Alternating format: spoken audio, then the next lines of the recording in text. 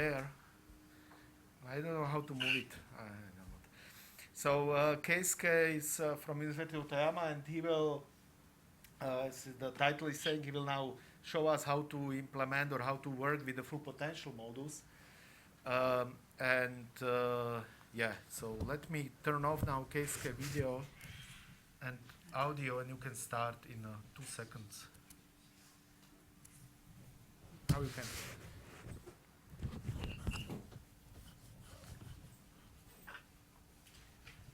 So now you can start.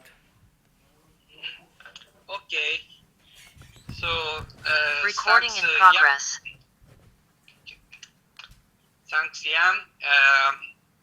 So first, I thank to the organizers, Didier, Hubert, and Jan, to have this nice school. Unfortunately, I cannot come, but still, with the help of Zoom, we can have this, let's say, international school still. So I talk about this title of potential multiple scattering theory applications to core-electronspectroscopies. And let's say, introduce a bit about my status and so on, because it is rather long, let's say, lectures. And yeah. So first, I was working in Europe for 16 years from 2001, mainly in the group of Rino Natoli in Frascati in Italy. So Rino is a really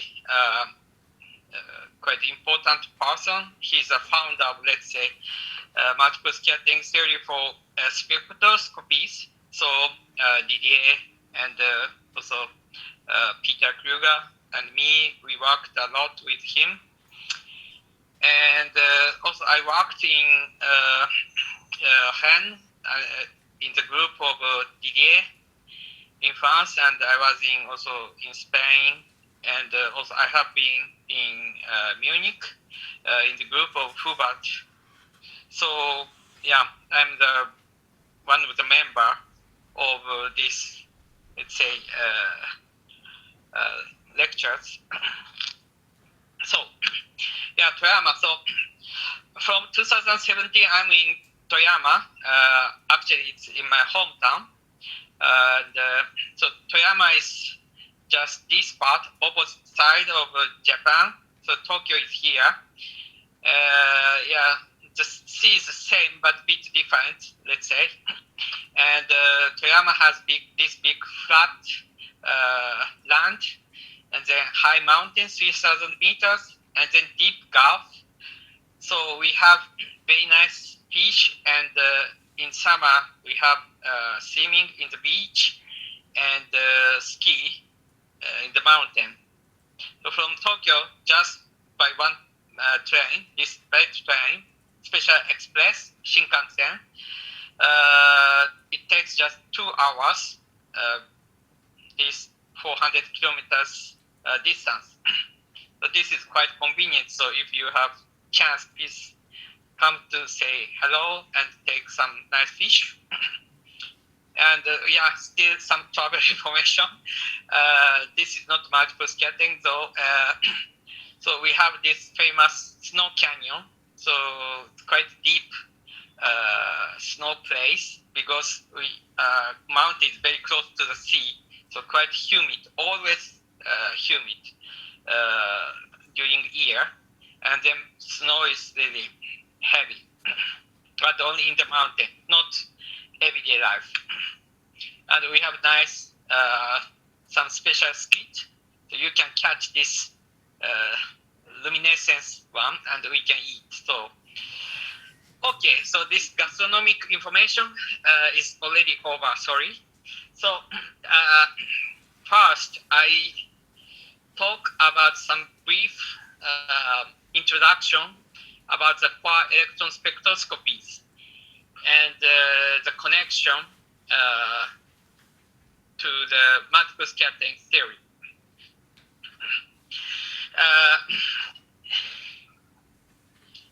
My main background is just based on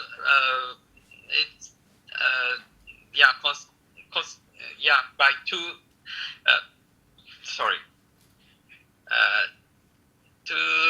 stuff. One is synchrotron radiation, let's say X-ray core-electron spectroscopies, and multiple scattering theory. So why this is connected? So for X-ray core-excitation spectroscopies, we have mainly two important spectroscopy techniques. So one is this X-ray absorption fine structure, ZAS, or sometimes XAS. Nowadays, they don't want to put this fine, so that's fine spectroscopy. But anyway, so if we irradiate X-ray to some atom, so absorption is usually done atomically because the excitation is from core orbital. This is quite deep and have it's a big cross section. And then, thanks to the synchrotron radiation, we can change the energy of photon, and this absorption can make some structure with the energy. So this one, usually experimental result is only one, but human beings try to interpret in different way based on their background. So if you are the chemist, then you try to say, this is just excitation to the molecular orbitals. Or if you are a solid-state physicist, you want to think some band structure, or maybe try to understand by Wigand field. And another way is also try to interpret by interference by electron scattering, let's say, of photoelectrons. I cannot change the page. Yeah. So this spectra is usually controlled by cluster size because especially in solid, there's a finite lifetime. This part first, finite lifetime of core hole. Core hole is usually has short lifetime. If deep, KH or L1H, deep core hole has very short lifetime. If too short, makes quite broaden spectra. But if you have reasonably deep, not too deep spectra, you have just some broadening. And this decides some, cluster size. And also mean free path of excited electrons. This can control the mean free path for photoelectrons. Then you see, depends on the energy of the electron, you have some kind of mean free path like this, and very low energy. Mean free path is quite long, but higher the energy, shorter the mean free path. Doesn't work. Strange. Wait. Quick. So there's another technique of spectroscopy is that photoemission. So if you irradiate X-ray, then photoelectron is excited and then going out and then catched by the detector. So you say this is a surface, and photoelectron is coming from the bulk. but because of this case, mean free path, we have kind of so-called escape depth. So that's why photoelectron spectra is quite surface sensitive. And yeah, similar things happens, but absorption case, you will see maybe later, but excited photoelectron should come back to the same atom. So because of this, the cluster size is controlled by this mean free path. And then you can have kind of, let's say, local picture into the spectra. Yeah, usually 5-10 angstrom for X-ray absorption. But this depends on the structure. So to understand this spectra based on this photoelectron scattering, we can use this multiple scattering theory. So you heard this theory several times in this series of lectures. So multiple scattering theory is actually powerful tool for core-electron spectroscopies, and good point. So any, let's say, there are many theories, approaches. Why? Because there's no unified way to compute the spectra. So just writing in the blackboard or notebook papers, you can write any theories, but to get some numbers, to do some computations, you need some big, let's say, approximations or big limitations. So you should choose some theoretical way to fit with any experimental data. And so multiple scattering theory has some let's say, good points. That's it to say, let's say, no limitation for energy. Okay, not really no limitation, but 2000 EV or something, still you can have some good convergence.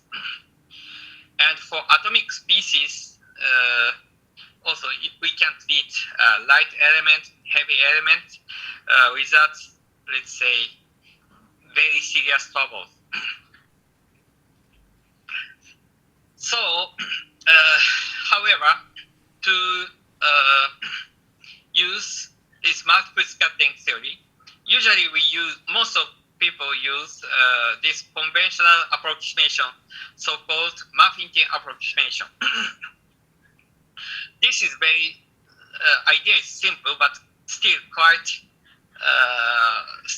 powerful, strong, and can reproduce experimental data for many systems. So if you think some molecules, you just, let's say, approximate each atomic site by spheres. So spherical shape and spherically averaged inside, and outside is constant. So you see, this is a real potential. By putting Mafia approximation, this interstitial part becomes flat. Each atom, let's say, atomic potentials goes spherical. And this approximation works quite well for closed packed system, and there's a higher energy region. So if you fulfill these two conditions, you can have very good results. However, if not the case, you mean it's quite anisotropic, a layer or some molecules, linear, then doesn't work, and very low energy region by for this system also fails. I was quite strong, let's say, quite reasonable approximation. And as in my title, I'm going to talk about this full potential beyond Mafia approximation.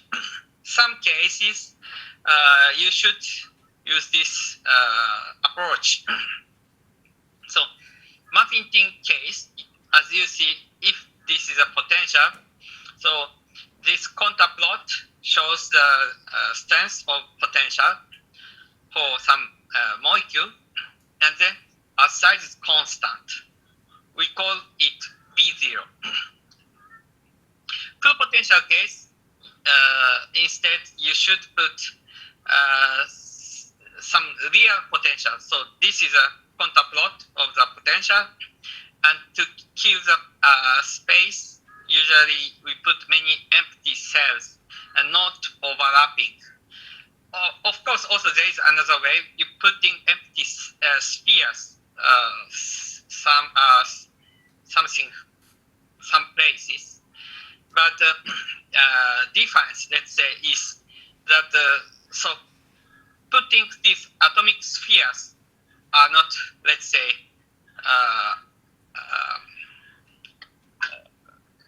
human choice. This is under some constraints. Also, okay, empty spheres also under constraints you can put, but by changing the places, the results can change.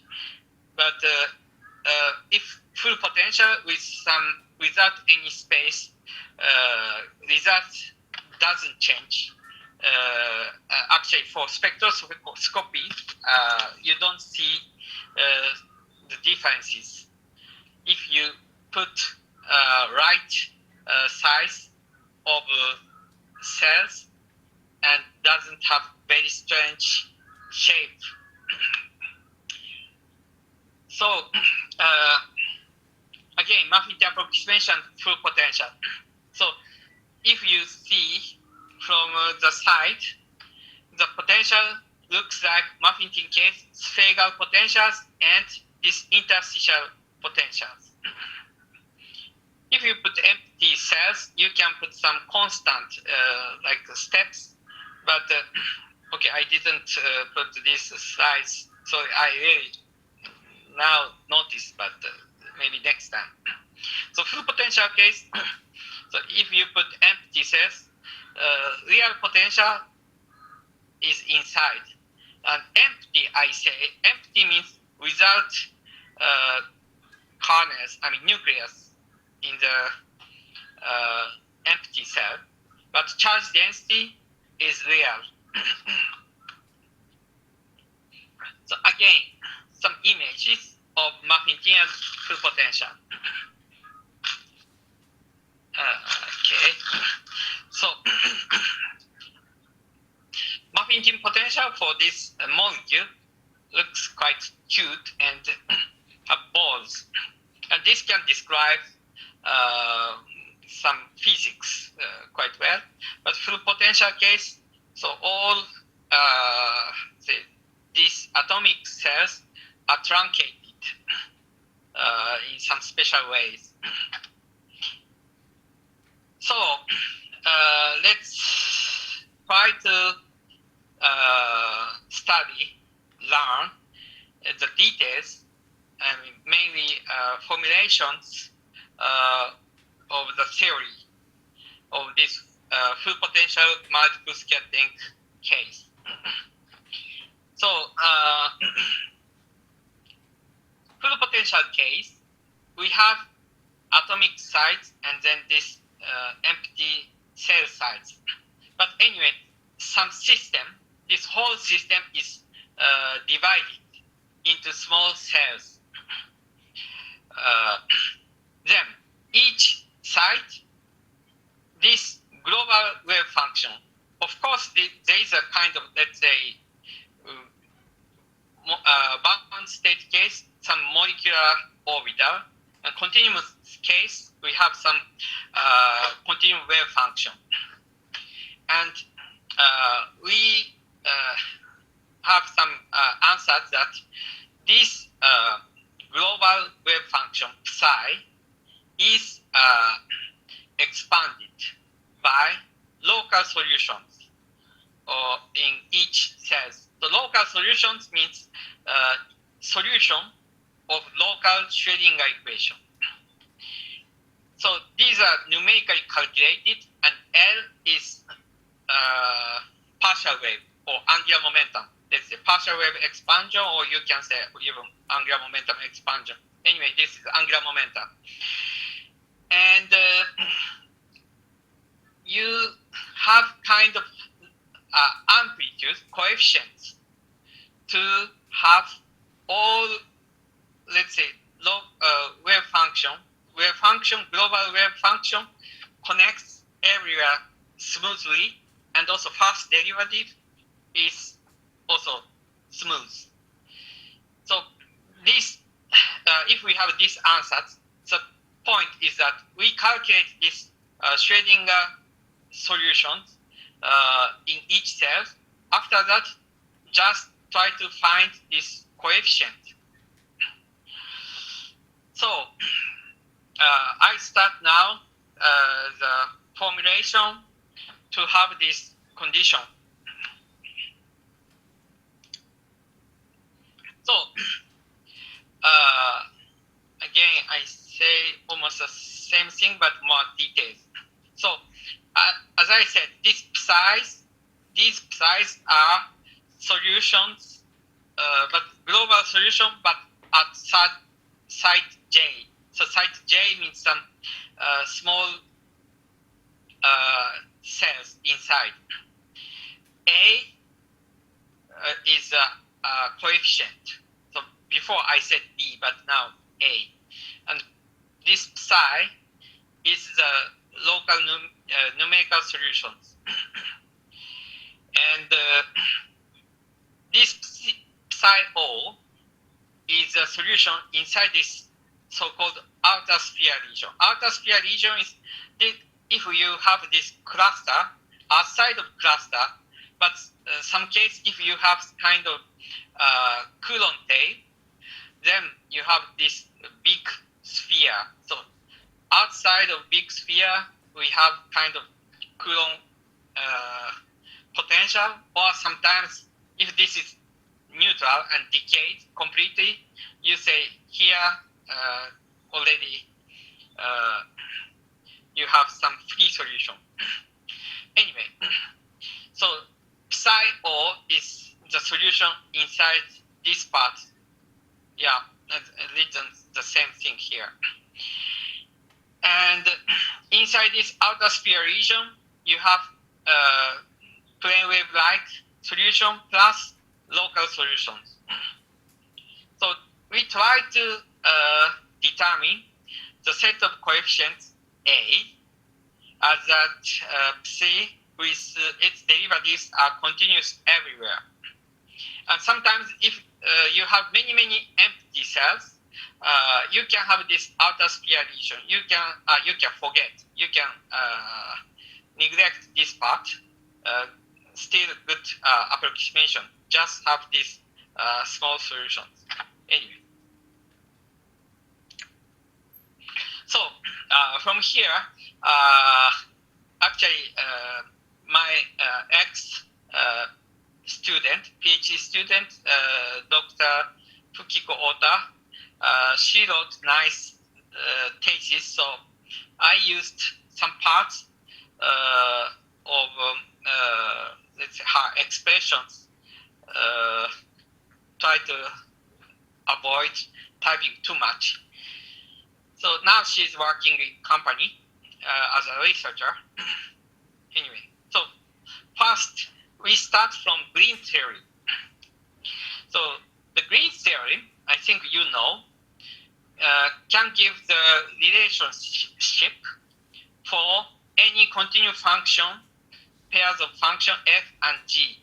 So volume integral of f this second derivative g minus g second derivative f of dr can be transformed to the surface derivative of first derivative. So we use this formula quite much in multiple scattering theory, especially for full potential case. So we divide this volume V whole space with non-overlapping space filling cells. So it's like this. So if you have this cluster and this volume, total volume is V, you make it to some small divided regions. And then this one, B, becomes sigma j, bj. So these are small sites. And this one, this Vj, can be, according to the Green theorem, changed to the surface integral of these small cells, Sj. And this big one, volume integral, also can be changed to the surface integral of this cluster. So we have now this identity becomes identity of surface integrals with the first derivative. Now, so we have this surface integral identity and put f and g some functions what we want to have matching. So for f, we put this Green's function. Oh, Green's function, and g we put psi. Then we have this equation. So sum of small cells of surface integral of Green's function, free propagator, and then psi. Psi is what we want to have global wave function. And this SO is the surface of the cluster. And now we change this R prime minus R and R. So to, let's say, this origin shift you put, so outside of the cluster, we call it psi O, and then the center is RO, and inside the small cells J, we call it psi J, and on the cluster of the surface, these are the equal. So this one, we put this, let's say, coordinates, so RO and RO, we should put psi O, but okay. And this is psi RJ. So this is a second identity. And then, we have Schrödinger equation for psi, and then for free propagator, outside of the cell, we have this equation. And here we put this kappa is k squared minus b0. K is square root of e, but we introduce this b0, some constant, negative constant, outside of the cell.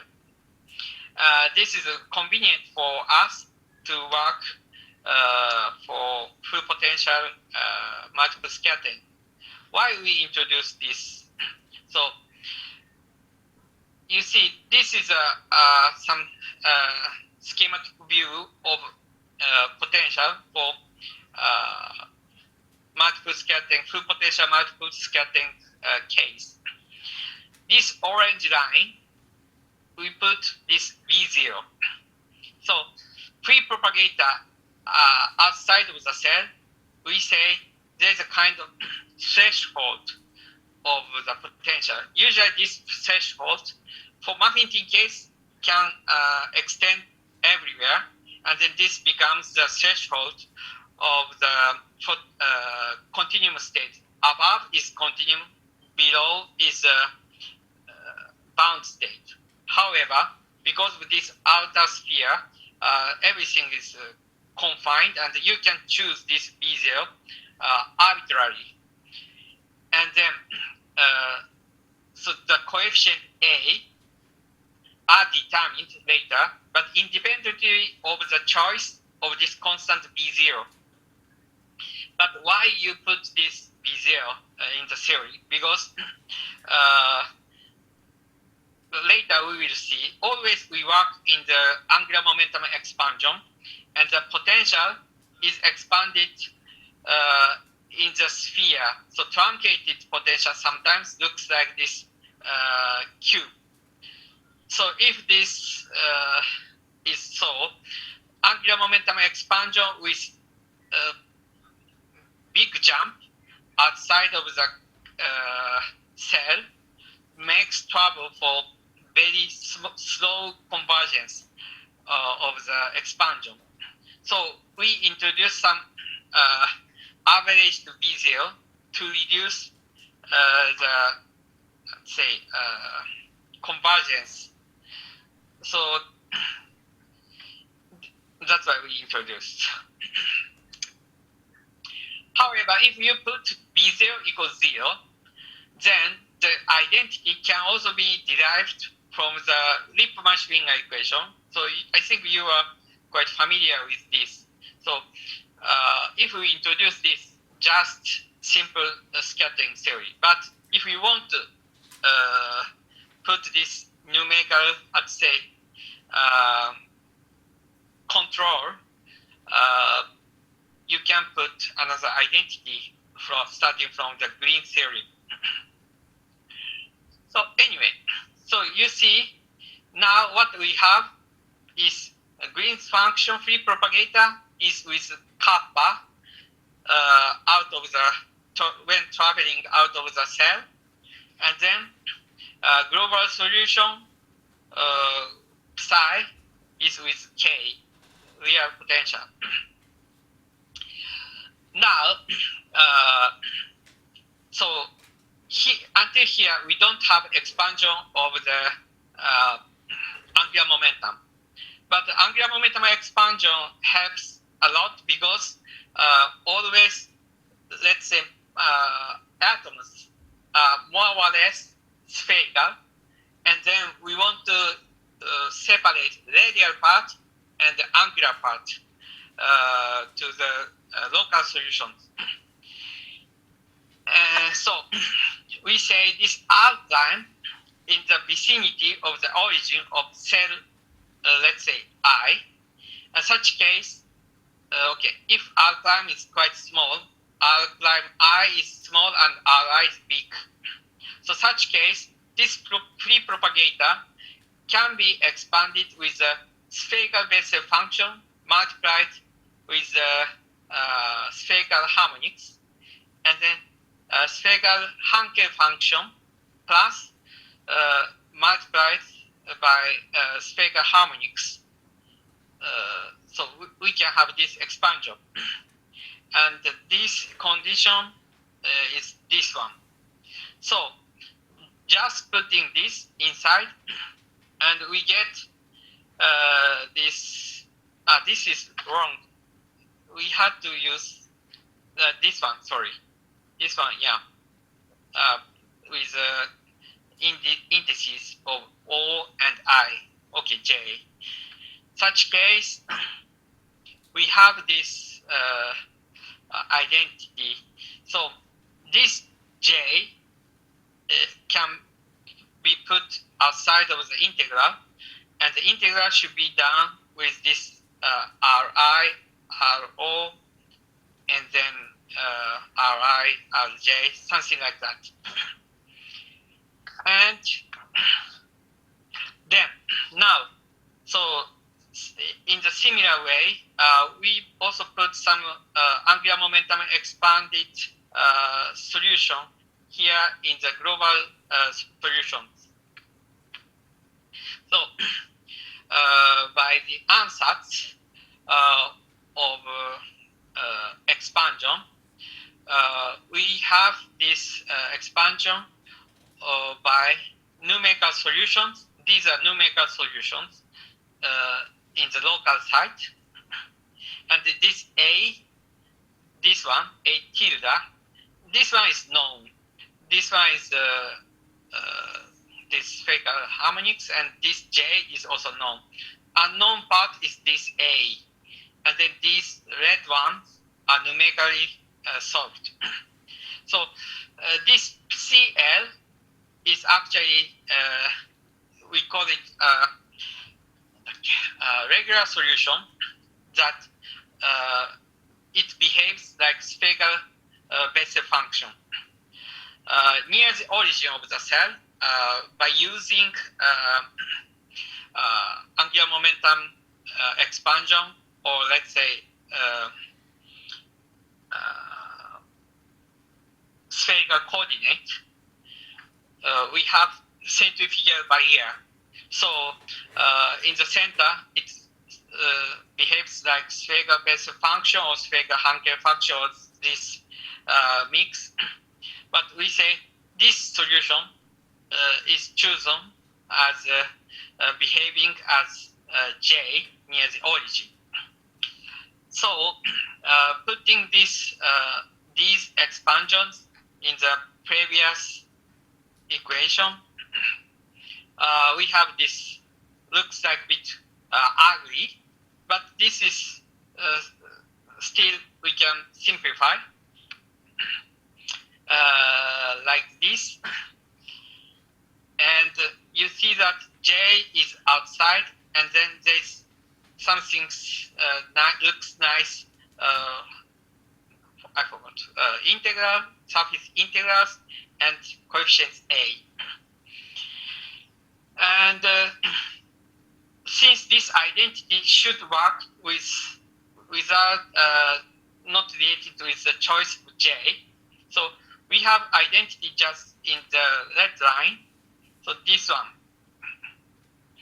And we rewrite this because this integrals, we can say this is H and M, something like that. So M, N, H, and then the coefficient. So this coefficient is known.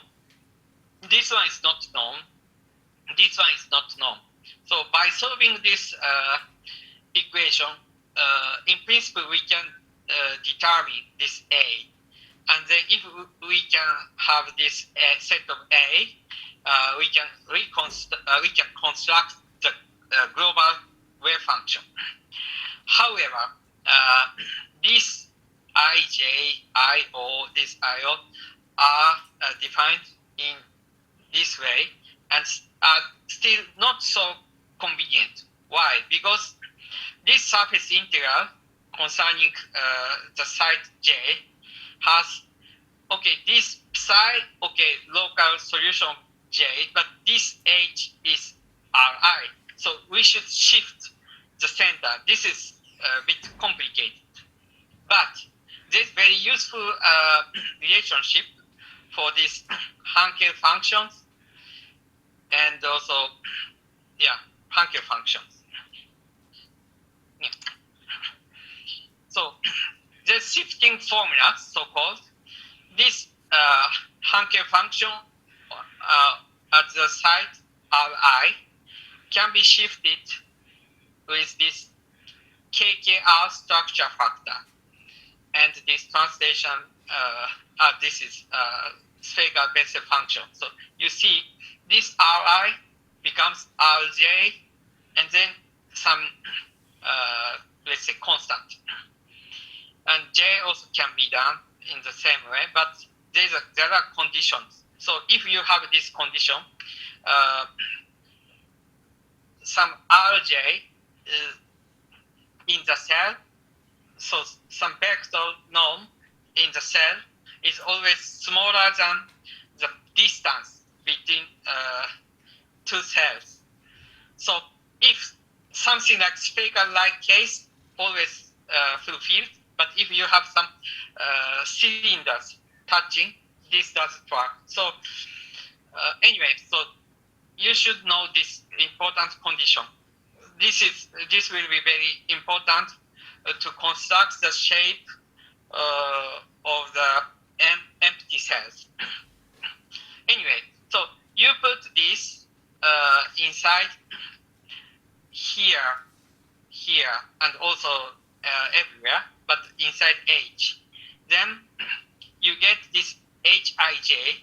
This quantity becomes this shifting parameter KKR structure factor, and J Rj and psi Rj and psi Rj, Jrj. So all integration should be done on the site J.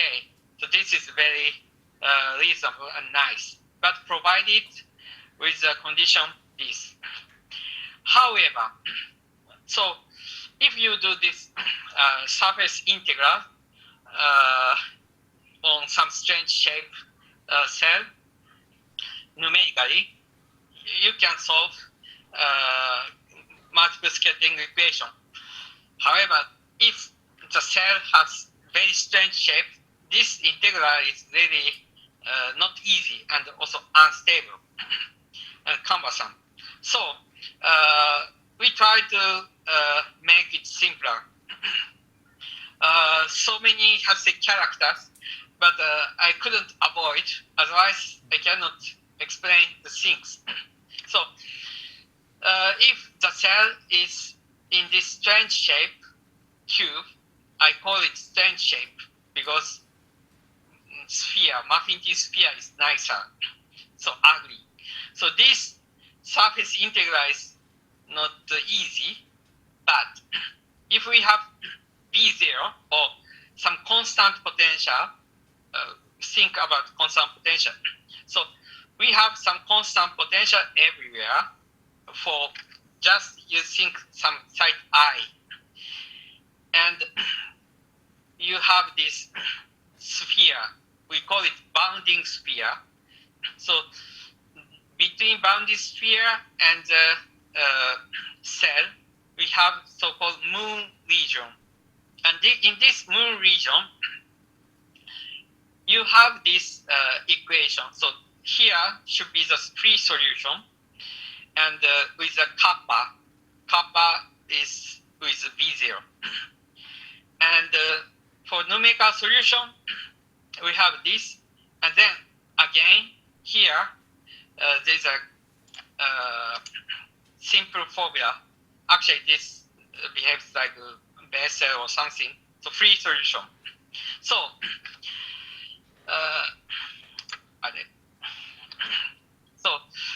in that, so using that idea, we try to simplify this. So that one with surface Sj, then move to volume integral Bj. So with getting this nabla square. And then, so equation can be changed with this volume integral with this omega j integral. Omega j is a moon region. In the moon region, this one, you see this one, this second derivative gives kappa square, and this one gives kappa square. So this becomes 0. So we can make it this contribution from 0 and then add. By this, we get this surface integral becomes volume integral of bounding sphere, spherical integral. Then, this part is not necessary, but okay. No, forget this this line. So this second derivative becomes to the first derivative of a bounding sphere. So this first derivative, this is wrong. Okay, with this, dot with nj. So normal direction gives just the derivative of the normal direction. then these spherical harmonics can be calculated, can be integrated by hand analytically. Just gives the Kronecker delta. So we can remove the sum of angular momentum. Then you see we get just radial component, radial derivative on the sphere. And this is just nothing else, Wronskian. So this is Wronskian J and numerical solution R, and we call it S. And this is sometimes so-called Ramsauer factor. This is a Wronskian. So this complicated H is now simplified in this way. So to get this Hij prime, you need to calculate this KKR structure factor. This is not difficult. Numerical can be calculated from the structure and the energy of the photoelectron. And this S is calculated from the solution of local Schrödinger equation. And if I and J, these two sides, are equal, we do the similar way. This and instead of G, we get J, and written in this way, and we end up to this expression that Jij and E. E is this one. So S behaves like sinus function, and this E behaves like exponential. So that's why S and E are chosen. So for I equals J, this H is Jii. So Jii is just Kronecker delta, and then get this. So this Hij can be written in this compact way. So if I and J are equal, just E. If not, becomes GS. Now, so we had this complicated equality, but this H is now in nice form.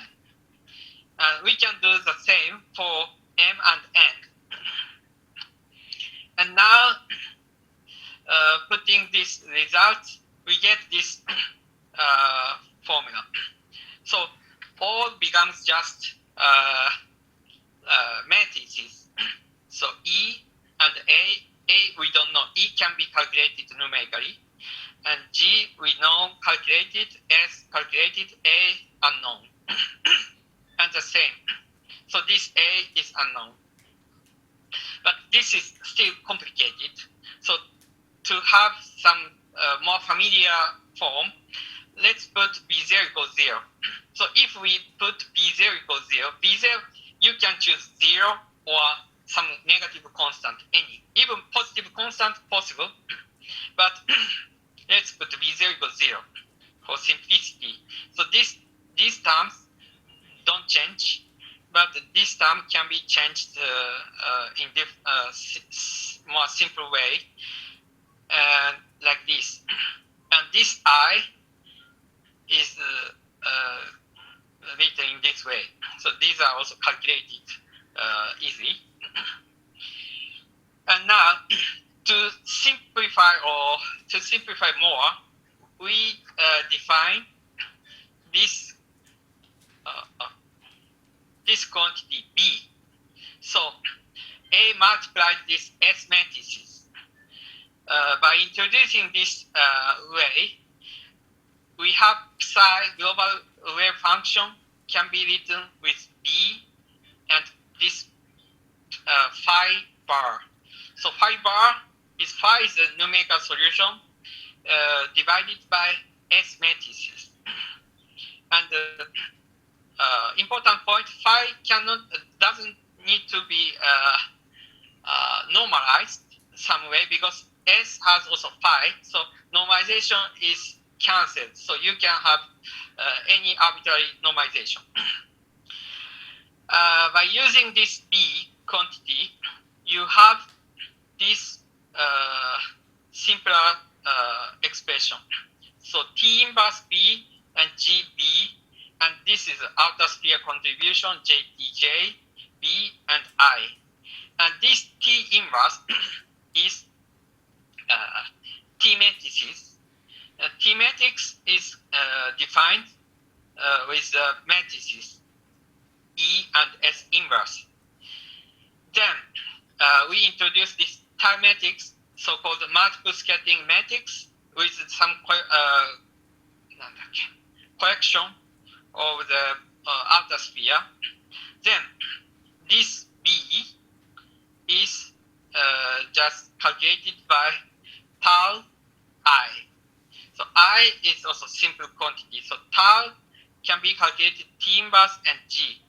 So if you get B, you can construct the global wave function with this way. So this is the story of full potential multiple scattering formulation. And so let's think about the difference between full potential and muffin-ting for several quantities. So local solutions for full potential case, we have A and phi, and phi is also expanded by spherical harmonics like this. So negative component of the solution becomes like matrix RLL prime.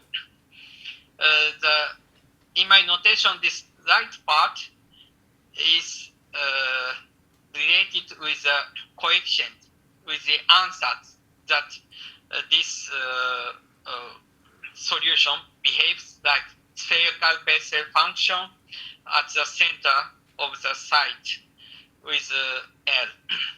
And this can be expanded with spherical harmonics. Muffin-ting case, this becomes just a vector and doesn't depend on the M because of the spherical symmetry. And this F is an irregular solution, diverges at the origin. And this one also is important, needed for any purposes, especially if the potential is complex, you need this. And the Ramsauer factor S becomes this complicated stuff, but muffin-ting case becomes just vector, yeah. And E is the same, also muffin-ting case vector, so quite simplified. And T matrix, full potential case is a matrix, but muffin-ting case just vector. So these are the changes from muffin-ting to full potential, the details. Not only this, so term matrix, this is a so-called multiple scattering matrix. It's written in this way. So diagonal part is just T matrix, and the non-diagonal part is a traveling propagator KKR structure factor part. So nice part of multiple scattering is that this separation. So scattering power, let's say, describes potential information is only inside T, and G is structure information, so completely separated. This is nice. And then muffin-ting case, we have, for example, this molecule, we have 2, 6, 13 cells, but full potential case, you need more and more empty cells. Otherwise, you can use also spherical shape and inside full potential. Usually collection is small. If you put many cells, you can have more electrons and can have better description, but depends on the structure. Now, 1 hour passed. I have 20 minutes. Then, so for Green's function, you can have this expression. For Muffington case, for X-ray absorption case, we need this diagonal part of Green's function. So should go and then back. And then higher part go to the K and then scattered by TK, propagate, and then scattered, and then propagate, coming back. So this is a single scattering component, this is double scattering component, something like that. If GT is quite small, this works quite well. See the expansion. So the same for full potential, but full potential case, we need to also put all the contributions of empty cells. But okay, of course, there are several, levels of full potential Muffington. But what I talk about here is space filling full potential case. Then I'm going to talk about local solutions. So we get multiple scattering equation, but about the local solution, how do we get? So as we have seen that potential is sometimes truncated in this very nasty way. This cubic case still has a distance between Rij is bigger than this Rjb. So the multiple scattering equation is still valid. But to get local solution of this phi is not easy, because if we expand truncated potential with spherical harmonics, you see this radial part. So this is a radial part, and then this is for L. This BLR oscillate in this moon region. So moon region is nasty part, and so it's not easy to have. Actually, never converges. If we go infinity, yes, but otherwise, numerically, it makes trouble. So in our way, we wanted to avoid this expansion. So how do we do? So if we use Cartesian grid, we can avoid angular momentum expansion, but this cannot give good accuracy, especially in the center of the nucleus, because of Coulomb potential, we have some kink of charge density. So we have very fine mesh near the origin, and to control this, Cartesian grid is not so easy. And then, so we need to use, spherical coordinate to control this situation. However, if we discretize this with theta and phi, this one also a bit tricky, because at theta equals 0, this part is diverges at theta equals 0 and pi. So what shall we do? So what we did is that this C, we expand by spherical harmonics. And then if we expand spherical harmonics, this L square just gives this LL plus 1. So we don't need to discretize this complicated stuff.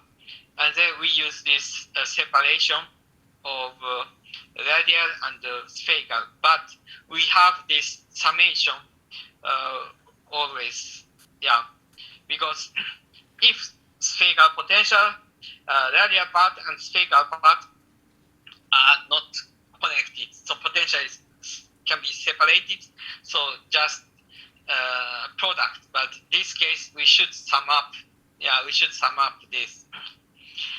So to solve this, we developed some numerical method. So shading equation with solution multiply R is looks like this. So by this R, we have a second derivative, and then this centrifugal part. So this L square P gives this simple expression. However, you know this equation, so to get this, to solve this P, we need to have this inhomogeneous term, but inhomogeneous term has this expansion, so we need to know R, but sum up, but R is not known. We can solve it with matrix, but we didn't want to spend much time big, let's say, size of matrix that time, 15 years ago, but nowadays I think not really problematic.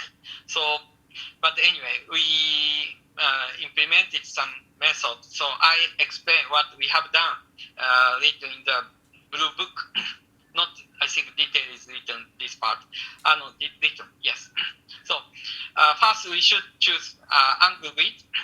So simple grid is this Gauss grid, and Lebedev grid is more, let's say, smart. So Gauss grid is a simple, let's say, equally spaced for theta and phi. But you see that here so many grid points, but here more sparse. Instead, Lebedev grid is more homogeneous. So to get the same precision, Lebedev grid has less points. And so we use Lebedev grid and then logarithmic mesh, not written, maybe, not written. So we use also log linear mesh because logarithmic mesh has a very fine mesh near the origin, but at the boundary in the moon region, space is too sparse. So we should mix some linear mesh. So when logarithmic mesh sparse, we have kind of, let's say, constant mesh. So this radial mesh is explained with this I, and the angular mesh, Lebedev mesh, is labeled with J. Then this second derivative equation, we use numerical method. Numerical method is nice because we have just 3-point method, but good precision.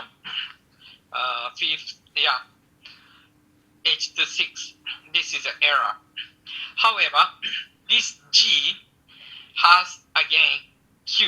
Q is this inhomogeneous term, and to get I plus 1, so for each angle J, like beam, we have 2 points, I and I minus 1 to generate I plus 1 to advance. But Gij has Qi plus 1. Qi plus 1 means R plus 1, I plus 1. So this is not nice. You should solve iteratively. So what we introduced is kind of backward second derivative formula to shift that I and I minus 1 and I minus 2. So 3 points, but 1 point shift with the cost of this error. So with this, we can avoid iterative way, and then also we can avoid matrix numerical way. So then, So you see the calculation should be done with this cube is a potential. And then we solve, first we have solutions I-1 and I. And then to get I+1, so we have a set of solutions on any angular points. Then I+1 is calculated with these sets.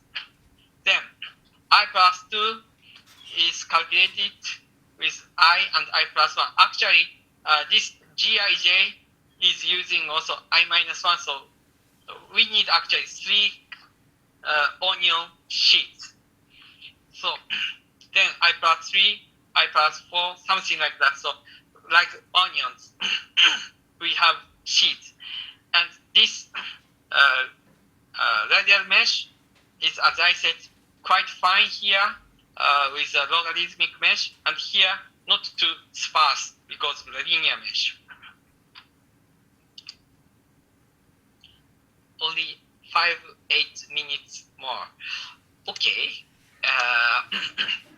So I stop at 20. So then,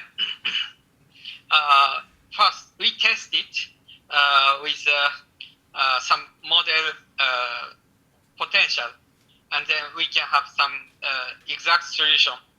You see that exact solution and numerical solution are the same, and this wall, there is a kind of, region of the potential. So here we have kink of the wave function, but we solved in 3-dimensional way, and we can get nice, okay, so for any directions, numerical way and exact. And also we solved Matier function. So we have some strange, crazy cosinus functions, and then we have nice agreement with numerical and exact. Then we tested this method for calculating X-ray absorption for lithium 2+1 electron case. So for this hydrogen atom Z equals 3, we have exact formula. So analytical one is this red one. And then Muffin-Tin calculation with some small sphere can make this oscillation. But if we put many cells and then use outer sphere, we have this green one. So quite good agreement. So I talk just 2 minutes more. So another application is for GCl4 KH, germanium KH of GCl4 molecule. So Muffin-Tin approximation has this molecule, and then full potential case, this diamond structure can be filled with empty cells with a BCC structure. And then we compared. So Muffin-Tin calculation has this green absorption, and the experiment has this one. So experiment has these 2 bumps. Muffin-Tin cannot get, but our full potential non-Muffin-Tin red one can have this. And then also we saw convergence for Lmax. Lmax equal 1 is a bit different, but 2, 3, 4 has quite good convergence. So we did also several cases. For example, for illness, for silicon oxide alpha quartz, you see that experiment has this blue one, complicated structure, but Muffin-Tin calculation can have this green one, missing several peaks.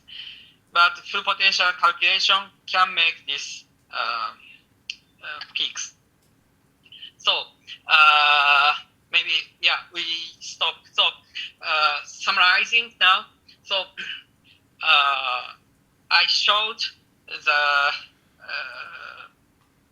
formulation, mathematics of multiple full potential multiple scattering, and then local solution, and then I showed the improvement of calculation of X-ray absorption and L-ness with the full potential method. So I stop here. Thanks for listening. Okay. Jan, I finished. So any questions or comments? Sorry, Keisuke, I have to turn on the microphone, and then I get everybody can start here. So thanks a lot. Are there some questions?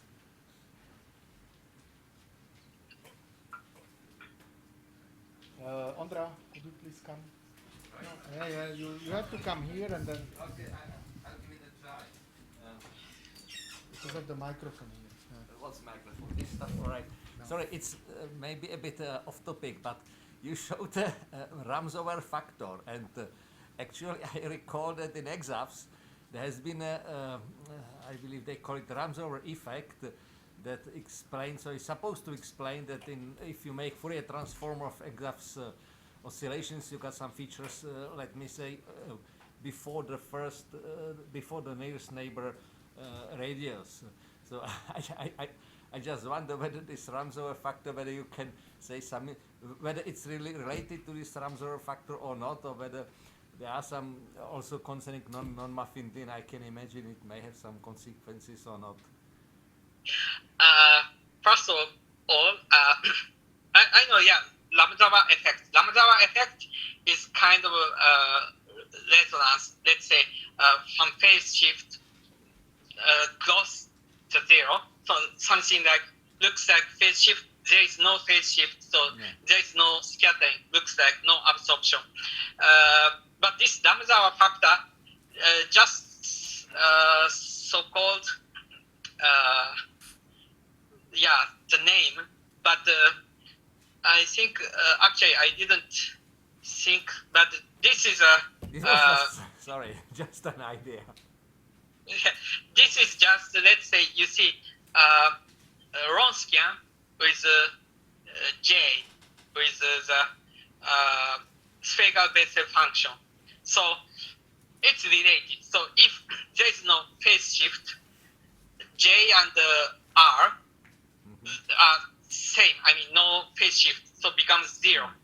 So can make zero. So if this is divided by S becomes some peak, or no. This if this is zero, no phase shift, no scattering. Looks like no scattering event, so becomes zero. So that's why I think so-called Ramsauer factor. But I didn't check this terminology. Sorry. Okay. I know just so-called. So Just asking. Thanks. So, John, you just sorry because Hi, Keisuke. Hey, can you comment on numerical efficiency? How much time does it take to calculate this? Is it fast? crashed. Sorry. Sorry, my PowerPoint. Okay.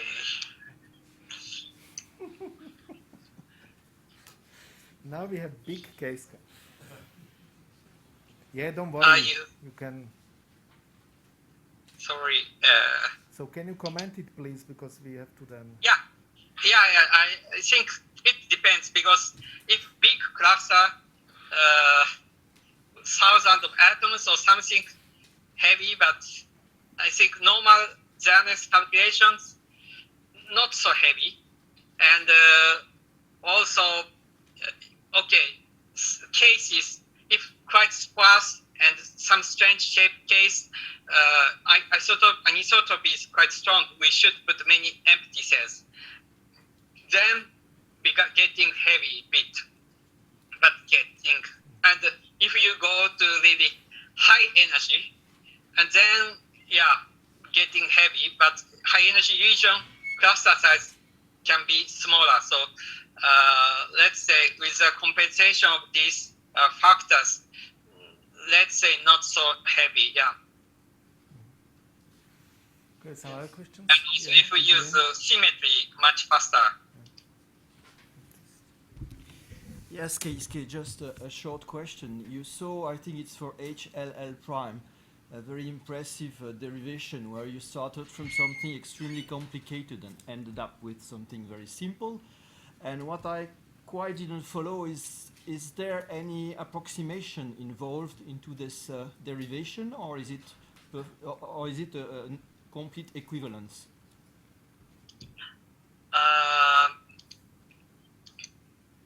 I think complete equivalence. Okay.